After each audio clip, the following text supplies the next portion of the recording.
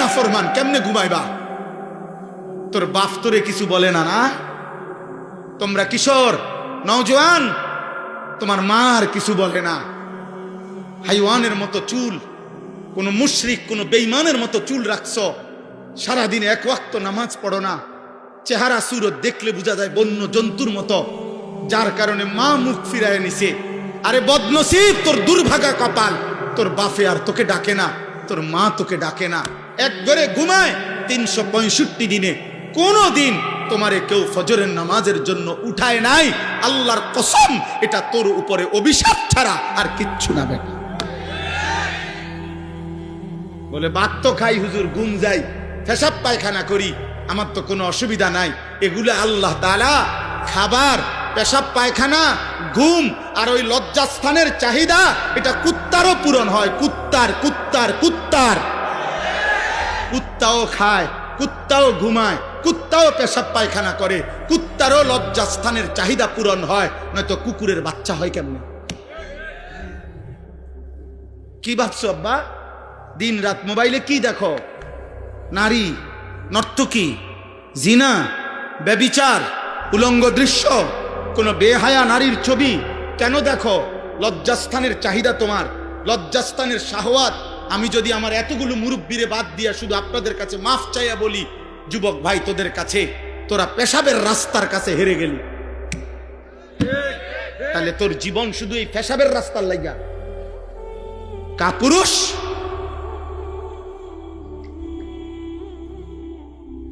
আর একটা মানুষের সৃষ্টি, এই মাথা, এই চোখ, এই চুল, এই চেহারা, এই হাত, এই নাক, এই দিল, এই দিমাগ, এই আসমান ও জমিন, এত কিছু দিয়ে আল্লাহ তাআলা সাজিয়েছেন শুধুমাত্র এই যৌন চাহিদার জন্য,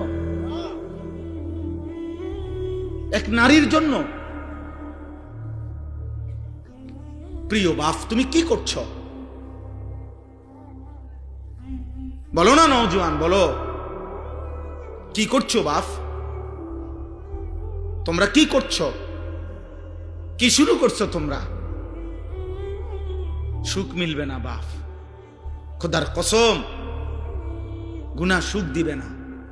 লাহুম আযাবুন আলীমুন ফিদ দুনিয়া ওয়াল আখিরাহ।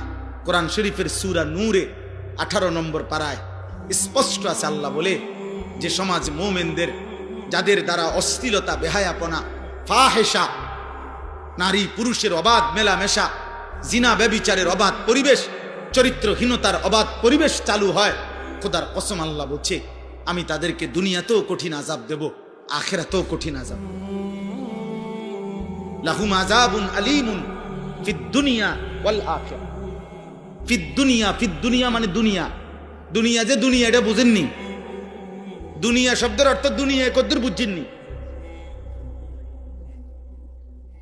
অতএব আমার দাদার বয়সীরা, ওরা হয়তো তোমার আগে কবরে চলে যাবে, তোমার বাবার বয়সী কবরে চলে যাবে, কিন্তু তোমরা 14, 16, 18, 20, 22 বছরের ছেলে, যে পরিমাণ তোমরা যা করছো, তোমাদের আগামী ভবিষ্যৎ তোমরা মুসিবতে ফেলে দিবা। যদি কোনো দিন দেখো তোমার বোনও চরিত্রহীন, তোমার মেয়েও চরিত্রহীন, তোমার স্ত্রীও চরিত্রহীন, তখন বাঁচবা কেমনে বাপ? পরের নারীর কাছ থেকে, পরের মেয়ের কাছ থেকে তুমি যা চাও, তোমার মেয়ের কাছ থেকে যদি ভবিষ্যতে অন্য কেউ এটা চায়,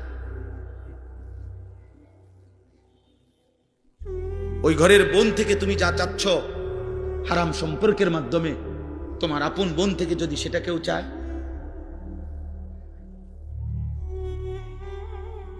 কথা বলে না তো তুমি সেটা মেনে নিবে তো? তোমার ইজ্জত এটা মেনে নিবে তো? তোমার আত্মসম্মান এটা মেনে নিবে তো? আল্লাহর নবী সাল্লাল্লাহু আলাইহি সাল্লাম এক যুবককে এই কথাটাই বলছে, নবীজির হাদিস। ওই যুবক জিনা করতে চেয়েছিল, নবীজির কাছে অনুমতি চাইছিল। ইযান লি বিজিনা, বলছি ইয়া রাসূলুল্লাহ আমি জিনার অনুমতি চাই। আল্লাহর নবী সাল্লাল্লাহু আলাইহি সাল্লাম তাকে 5টা প্রশ্ন করছে ওই যুবককে। এই কিতাব আমার গাড়িতেও আছে, আরবি কিতাব। ওই যুবককে নবী বললেন, আমি তোমার কাছে জানতে চাই, আফা তুহিব্বুহু লি উম্মিক ওয়া ইবনাতিক ওয়া উখতিক ওয়া আম্মাতিক ওয়া খালাতিক। আমি সংক্ষেপে বললাম, নবীজি বললেন, যুবক তুমি কি চাও তোমার মায়ের সাথে কেউ জিনা করুক? যুবক বলছে, লা ইয়া রাসূলুল্লাহ, না। তোমার মেয়ের সাথে না, তোমার বোনের সাথে না, তোমার ফুফুর সাথে না, তোমার খালার সাথে না। আল্লাহর নবী বললেন, ওয়ালান নাসু লা ইউহিব্বুনাহু লিউম্মাহাতিহিম ওয়া বানাতিহিম ওয়া আখাওয়াতিহিম ওয়া আম্মাতিহিম ওয়া খালাতিহিম। তাহলে যুবক মনে রেখো, কোনো মানুষও চায় না তার মায়ের সাথে কেউ জিনা করুক, তার মেয়ের সাথে কেউ জিনা করুক, তার বোনের সাথে কেউ জিনা করুক, তার ফুফুর সাথে কেউ জিনা করুক, তার খালার সাথে জিনা করুক। তুমি যা চাও না অন্যরাও তা চায় না, তাহলে তুমি কিভাবে করবা? ওই যুবক তখন চোখের পানি ফেলে বলছে, ইয়া রাসূলুল্লাহ, আমি কসম করে তওবা করলাম, এমন নাফরমানি আমি আর কোনো দিন করব না। আল্লাহর নবী তখন কাছে টেনে তার বুকে হাত দিয়া ওই যুবকের জন্য নবী 3টা দোয়া করছে। আজকে কিশোর যুবক, তোমরাও যদি কেউ নিয়ত করো যে হারাম ছবি, হারাম নারী, হারাম দৃশ্য, হারাম বিবাহ বহির্ভূত কোনো মেয়ের সাথে কোনো সম্পর্ক করবা না, অশ্লীলতার বেহায়াপনা করবা না, তো আমি ইনশাআল্লাহ এই দোয়া তোমাদের জন্য করব। 30 বছরের নিচে, 30 বছরের নিচে যাদের বয়স, তোমরা হাত তোলো। দেখেন কি পরিমাণ।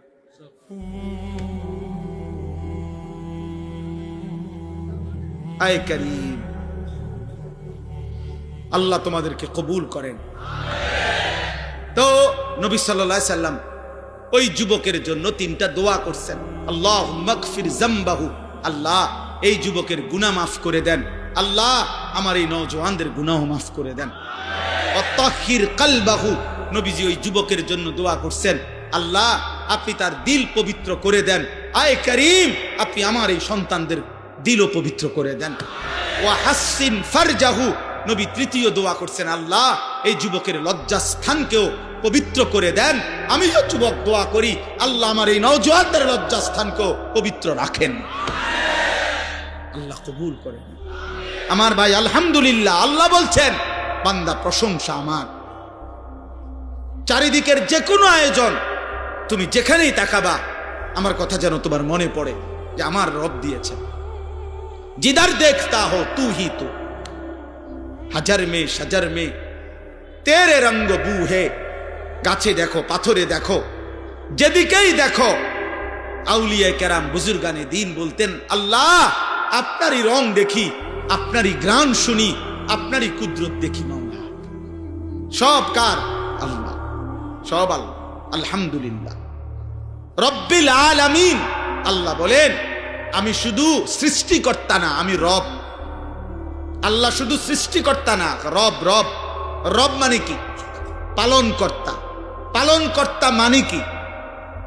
তাফসীরের মধ্যে আছে, তাবলীগুশ শাইই ইলা কামালিহি শাইআন ফাশাইআন। অর্থ হলো কোন জিনিস অনস্তিত্ব থেকে অস্তিত্বে এনে, অস্তিত্বের প্রথম মুহূর্ত থেকে পূর্ণতার শেষ সেকেন্ড পর্যন্ত যিনি ওই সৃষ্টির যাবতীয় 24 ঘন্টা প্রতি মুহূর্তে যখন যা যতটুকু প্রয়োজন, সে বলুক বা না বলুক, চাক বা না চাক, জানুক বা না জানুক, দিতে থাকেন, তিনি হইল রব। এখন আমরা এই পৃথিবীতে একসময় ছিলাম না, আমাদেরকে এই পৃথিবীর অস্তিত্বে, এই সৃষ্টির জগতে এনেছেন কে?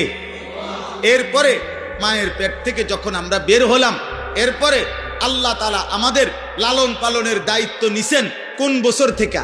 4 বছর থেকে, 2 বছর বয়স থেকে। কখন থেকে? অস্তিত্বের প্রথম মুহূর্ত থেকে। অস্তিত্বের কোন দিন থেকে? প্রথম মুহূর্ত থেকে।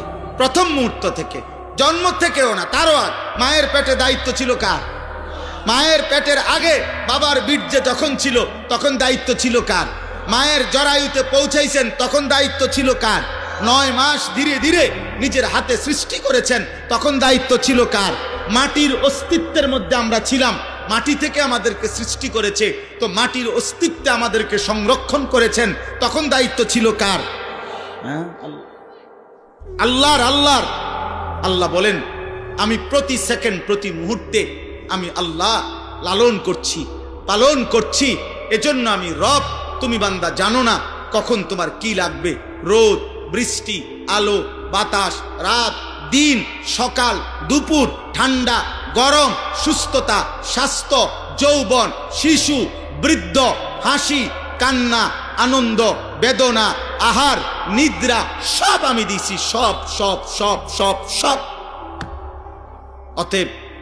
অতএব এত কিছুর বিনিময়ে যদি আমি আল্লাহ আমার নামটা তোমার জবানে না শুনি, আমার সেজদাটা যদি আমি না পাই, এর চাইতে বড় অকৃতজ্ঞতা, এর চাইতে বড় সীমা লঙ্ঘন, এর চাইতে বড় গাদ্দারি আর কি হইতে পারে? বলো না বাপ, এর চাইতে বড় গাদ্দারি আর কি হইতে পারে? অতএব দয়া করে আমি এই প্রথম অনুরোধ করলাম, আমাদের প্রত্যেকের জবানে কৃতজ্ঞতার এই দুই জিনিস, এক নাম্বার হলো জবানে আলহামদুলিল্লাহ, আর দুই নাম্বার সারা দেহে সেজদা মানে নামাজ। এটা কৃতজ্ঞতার সর্বশ্রেষ্ঠ মাধ্যম। এক নাম্বার হলো আলহামদুলিল্লাহ, এক নাম্বার কি? জবানে বলা। জবানে আমাদের প্রতি মুহূর্তে বারবার এই জবানে বলা উচিত আলহামদুলিল্লাহ। যখনই আমাদের জীবনের যেই কোনো প্রয়োজন পূরণ হয়, তখনই আমাদের বলা উচিত আলহামদুলিল্লাহ, আলহামদুলিল্লাহ। প্রতিবার খাবারের পরে বলা উচিত আলহামদুলিল্লাহ। প্রতিবার ঘুম থেকে জেগে বলা উচিত আলহামদুলিল্লাহ। প্রতিবার বাথরুমের প্রয়োজন সেরে বের হয়ে বলা উচিত আলহামদুলিল্লাহ। অর্থাৎ রবের প্রশংসা, রবের প্রশংসা। আল্লাহ আপনি দিছেন, আপনি দিছেন, আপনি দিছেন, আপনার শুকর, আপনার শুকর, আপনার শুকর। এজন্য দোস্ত, প্রত্যেকটা বাবা ছেলে সবার কাছে অনুরোধ, ভাইয়া আমরা আল্লাহ তাআলার প্রশংসার এই বাক্য বেশি বেশি বলার চেষ্টা করব ইনশাআল্লাহ। সবাই সবাই আমরা বলি আলহামদুলিল্লাহ, আবার বলেন আলহামদুলিল্লাহ, আবার বলেন আলহামদুলিল্লাহ। সবাই কেমন আছেন? শরীর স্বাস্থ্য কেমন? ঘর পরিবার কেমন? আয় রোজগার কেমন? বাবা মা কেমন? ভাই বোন কেমন? জীবন চলছে কেমন? রাত কাটে কেমন? দিন কাটে কেমন? আলহামদুলিল্লাহ, আল্লাহর প্রশংসা, আল্লাহর প্রশংসা। এবার আল্লাহ বলেন আর রহমানির রহিম। আল্লাহ তাআলা বলছেন, বান্দা এই যে গোটা জগৎ, এই বিশাল কায়নাত আমি যে পরিচালনা করি, তোমাদের সকলকে আমি লালন পালন করি, এটা কারো পক্ষ থেকে আমার উপরে কোনো দায়িত্ব না, কারো পক্ষ থেকে আমার উপরে কোনো চাপ না। কেউ আমারে বাধ্য করে নাই, আমারে কেউ দায়িত্ব দেয় নাই, কেউ আমারে জবরদস্তি করার মতো অধিকার নাই। আর রহমানির রহিম, আমি ভীষণ দয়ালু, আমি সীমাহীন দয়াবান, আমি অপরিসীম করুণাময়। আমার দয়ায়, আমার মায়ায়, আমার রহমতের দরিয়া থেকে আমি তোমাদেরকে লালন করছি। এবার 3 নম্বরে আল্লাহ তাআলা বললেন, বান্দা এই কথাটা গুরুত্বপূর্ণ। আল্লাহ বলতেছে, বান্দা আমার ভীষণ দয়া তুমি দেখছো, এই যে আমি ডাকলেও খাওয়াই, না ডাকলেও খাওয়াই, সেজদা দিলেও খাওয়াই, সেজদা না দিলেও খাওয়াই, ঈমান আনলেও খাওয়াই, ঈমান না আনলেও খাওয়াই, মুমিন, মুশরিক, মুরতাদ, কাফের, হ্যাঁ সমস্ত মানুষ, পশু, জন্তু, জানোয়ার, সকলকে আমি আল্লাহ লালন পালন করছি। এটা আমার রহমতের কারণে, এটা আমার রহমতের কারণে। তবে মনে রেখো বান্দা, এইটা মনে কইরা তুমি ভাইবো না যে আমি আর কিছুই বলবো না, বরং যেমনে মন চায় খাইবা, ঘুমাইবা, দুনিয়া ভোগ করবা, রং তামাশা করবা, মনের চাহিদা মতো চলবা, আমি কোনো কিছুর হিসাব নেব না। না না, মালিকি ইয়াউমিদ্দিন, আজ দুনিয়ায় আমি রহমতের কারণে যা দিলাম, অচিরেই আখিরাতের দিন আমি তার হিসাব নেব। আমি বাদশাহ, আমি মালিক, আমি রাজাধিরাজ, আমি জব্বার, আমি কাহ্হার, আমি আজিজ, আমি জুন্তিকাম। অতএব তুমি এদিক সেদিক যাইও না, এদিক সেদিক যাইও না বান্দা, তুমি আমার কাছে থাকো, আমার হুকুমে থাকো। আজ দুনিয়ায় রহমতের কারণে আমি যা দিলাম, আগামী দিনে আখিরাতে আমি তা হিসাব নেব। এজন্য বন্ধু, একটা নিঃশ্বাস, এক ঢোক পানি, এক লোকমা খাবার, চোখের একটা পলক, খেজুরের একটা দানা, খাবারের একটা অংশ, একটা বুট, একটা সামান্য কিছু জাররা, আল্লাহ তার হিসাবও নেবে, তার হিসাবও নেবেন। নবীজি সাল্লাল্লাহু আলাইহি সাল্লাম একদিন হযরত উমরকে 3 দিন ক্ষুধার্ত থাকার পরে উমর রাদিয়াল্লাহু তাআলা আনহু 2টা খেজুর আর এক ঢোক পানি পান করছেন। নবীজি বললেন, ওয়াল্লাহি লা তুসআলু আন হাযান নাঈম, ওমর আল্লাহর কসম, এই নিয়ামত, এই দুইটা খেজুর আর এক ঢোক পানি, এটাও কিয়ামতের দিন তুমি আল্লাহর কাছে জবাবদিহি করতে হবে। আল্লাহর এই নিয়ামতের কি শুকর আদায় করছো?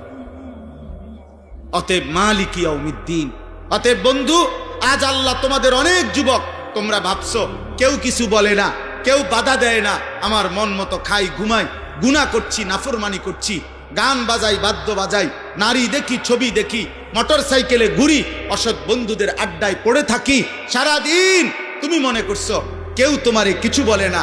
না আব্বা, হাত জোড় করে বলি, ওই রব ছাড়বে না। মা ছেড়ে দিছে, বাবা ছেড়ে দিছে, এই সমাজ ছেড়ে দিছে, এই দেশ ছেড়ে দিতে পারে, কিন্তু ওই আসমানওয়ালা মালিক বলছে আমি ছাড়বো না বান্দা, আমার একটা একটা জাররা জাররা নিঃশ্বাসের হিসাবও আমি নেব। অতএব সর্বশেষ কথা হলো ইয়্যাকা না'বুদু ওয়া ইয়্যাকা নাস্তাঈন। আল্লাহ তাআলা বলছে, অতএব বান্দা যদি বুঝে থাকো আজ দুনিয়া আমি দিলাম, আগামী দিনে এই দুনিয়ার হিসাব আমি আখিরাতে নেব, অতএব দুই কথার দ্বারা তোমার দিল থেকে বা তোমার বলা উচিত ইয়্যাকা না'বুদু, যে আল্লাহ, অতএব যেহেতু আপনি দিছেন সব, আবার আপনি হিসাবও নিবেন সব, কাজেই অন্য দিকে ঘুরে ফিরা লাভ নাই। আমি স্বীকৃতি দিলাম আমি আপনার গোলামি করব। কার গোলামি? আল্লাহর ইবাদত। তবে ওয়া ইয়্যাকা নাস্তাঈন, আল্লাহ আপনার হুকুম মানব, আপনার গোলামি করব। তবে একটা আবদার শুধু, মাওলা আমি একটু সাহায্য প্রার্থনা করি আপনার কাছে, আমি দুর্বল মানুষ, আমারে আপনি সাহায্য করেন, আমারে আল্লাহ আপনি তৌফিক দিয়েন, আমি যেন সেজদা দিতে পারি, আমি যেন গোলামি করতে পারি, আমি যেন গুনাহ ছাড়তে পারি, আমি যেন হালাল পথে চলতে পারি, আমি যেন হারাম বর্জন করতে পারি। এই গুনায় ভরা দুনিয়াতে আমি আপনার রাজি মর্জির উপরে যেন চলতে পারি। আপনার আমারে সাহায্য করবেন।